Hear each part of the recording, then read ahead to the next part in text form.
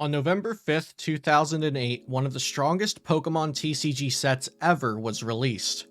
Stormfront was the final expansion of the Diamond and Pearl block, and with it brought some of the most ambitious card designs we would ever see from the Pokemon trading card game.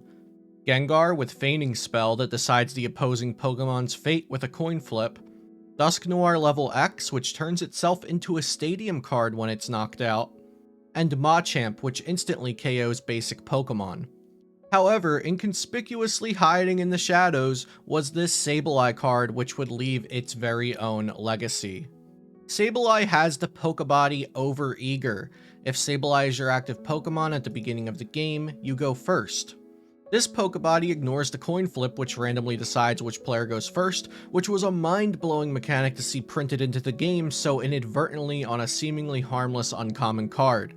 Keep in mind that in the 2008, 2009, and 2010 formats, the player going first could attack but not play trainers, supporters, or stadiums.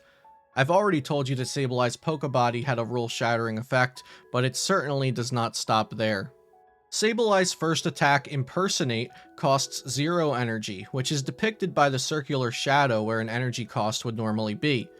Impersonate reads, search your deck for a supporter card and discard it, shuffle your deck, then use the effect of that card as the effect of this attack. Supporter cards are trainer cards that are limited to 1 supporter per turn, but of course Impersonate gets around that rule as well because Sableye loves breaking the rules.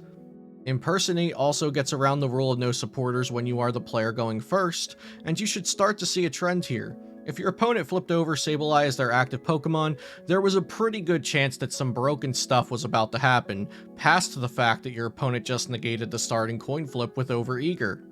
In the first year or so of Sableye's life cycle in standard format, Impersonate was mostly used to help the player set up their board with supporters like Roseanne's Research, Felicity's Drawing, and Cyrus's Conspiracy.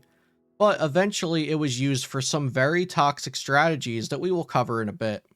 Speaking of toxic, there's nothing like your opponent going first regardless of the coin flip, and then winning the game before you get a turn. This was arguably the most unfun and problematic part of Sableye throughout its years in standard format. Its overconfident attack does 10 damage and costs 1 darkness energy, but if the defending Pokemon has fewer remaining HP than Sableye, this attack's base damage is now 40. If the opponent started with a Dark, Weak, Ghastly, or Duskull, it was game over. But in the Platinum block of TCG expansions shortly after Stormfront, 2 cards that combined with Sableye for some devastating turn 1 wins were released: Poketurn and Crobat G. Let's say the opponent had a 60 HP Machop in the active. Even with a special Darkness Energy on Sableye which makes its attacks do 10 more damage, it couldn't KO the Machop because Overconfident needs the defending Pokemon to have less HP than Sableye. Play down a Crobat G and activate Flashbite, and that Machop is now in knockout range in the very first turn of the game. Okay, but what if the opponent has a stronger starting Pokemon in the active, like Dialga G from the Platinum base set? It might be hard to believe, but a couple years down the line, Sableye will even be KOing Dialgas on the first turn. 2009 Worlds was the first World Championships which Stormfront was legal for, since it had released shortly after the 2008 World Championships. Sableye was featured in the SP Toolbox deck, which Japanese players used to place 4th in Masters and win the Senior and Junior divisions. This deck used Sableye for both of its attacks, either preparing for future turns with Impersonate or using Overconfident to take cheap KOs, since the deck played plenty of Darkness Energy. Sableye was also featured in the 5th place Gyarados deck for going first and using Impersonate to get set up faster than the competition. Sableye had a great showing at this World Championships, but wasn't oppressive or harmful to the competitive play environment at this time. Fast forward to the 2010 National Championships. A new SP toolbox with Sableye at the forefront had emerged when Con Lee won the US Nationals with this new innovation. The deck went on to be known as Sable Lock, since it was built to essentially stop the opponent from playing the game, either by taking a cheap KO on the first Pokemon with Overconfident, or using disruptive supporters with Impersonate to lock the opponent out of the game. Players at the time had overlooked the power of Giratina's Let Loose ability combined with disruption cards already seen in Sableye, such as Cyrus's Initiative and Chat.g, but shortly after Worlds, Giratina became a regular include for the Sableye deck. The combo was to play Giratina and activate its Let Loose Poké Power to shuffle both players' hands away for 4 new cards. Then use Chat.g to make sure your opponent wouldn't draw into any good cards next turn.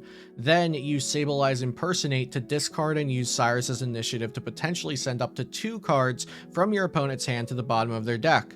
If this wasn't enough, you could just do this all over again the following turn, or change up your strategy and start taking KOs with your plethora of SP Pokemon. Guess what? We still haven't reached the final straw of the Sableye saga. With the release of Black and White's generation of cards, there were some fundamental rule changes which is not out of the ordinary when a new generation is released. The most pertinent rule change was the player going first could now play supporters, stadiums, and trainers on their first turn while still being allowed to attack going first. Wouldn't you know that Sableye stocks would be at an all-time high? Remember that scenario of a Pokemon with too much HP for Sableye to KO on turn 1? There was pretty much nothing out of Sableye's range at this point. Allow me to explain. This is the start of the game, and of course I'll be going first due to the overeager Pokebody. My opponent has Dialga G with 100 HP. Ha! No match for Sableye. I'll use Crobat G's Flash Bite, and then another Crobat G's Flash Bite. Poketurn to pick a Crobat G up and use its Flash Bite again. Play Uxie and use its setup Poké Power to draw some more cards. Play another Crobat G for its Flash Bite, and then another Poketurn to reuse that Crobat G's Flash Bite. Attach Special Dark to Sableye, and just like that, Overconfident KOs Dialga G. What was once a strategic back and forth card game could now become a dreadful explosion of Yu-Gi-Oh style turn 1s that end with player 2 never getting to play a single card. This was largely due to Sableye from Stormfront, but was further exacerbated by the new Black and White turn 1 rules. The player base became very vocal about the imbalanced, boring, and luck-based competitive environment that was birthed from the combination of older cards and newer rules. The standard format had rotated out 4 older sets as per usual back in September 2010, but early 2011 was being manhandled by turn 1 knockout decks and brutal control strategies, popularly being fronted by this dastardly Sableye. Play Pokemon announced that as of July 1st, the standard format would become Heart Gold, Soul Silver, and on, rotating out all remaining Diamond and Pearl era cards in the middle of the season, just before National Championships and World Championships. Many players knew a change was coming due to the unhealthy competitive environment, but it's hard to say how many were prepared for a shift that was impactful as this one. In my opinion, Sableye was not slighted in the least, since it was around for 2 years of national and world championships prior to this mid-season rotation. Was it an effort to stay away from banning cards that led Pokemon to this mid-season rotation? Would it have been better for everyone to just ban Sableye and finish out the year accepting the consequences? I think Sableye would have been banned by today's standards of keeping the competitive environment free of oppressive cards that completely lock players out of playing the game or possibly ending the game on turn 1, but I also think that Sableye would have never been printed in the modern era. Do you think Sableye should have been banned? What decisions would you have made for the end of the competitive season in 2011? Let me know in the comments down below, and thanks for watching here on Celio's Network.